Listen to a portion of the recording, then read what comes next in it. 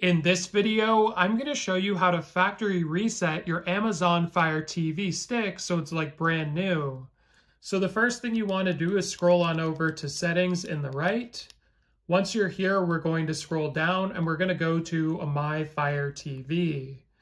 Next, once we're here, we're going to scroll down to the bottom and here's where you'll find Reset to Factory Defaults. Now do bear in mind, this is going to wipe the entire thing. So as far as knowing your Amazon account sign-in information, as well as any other applications, you are going to have to know those and you're going to have to re-download all of them if you do factory reset. This essentially brings your TV back to the way it was, or your Fire Stick to when you first bought it.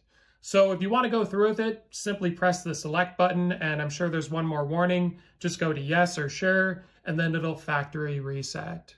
So hopefully this video was helpful. Like and subscribe, and we'll see you in the next one.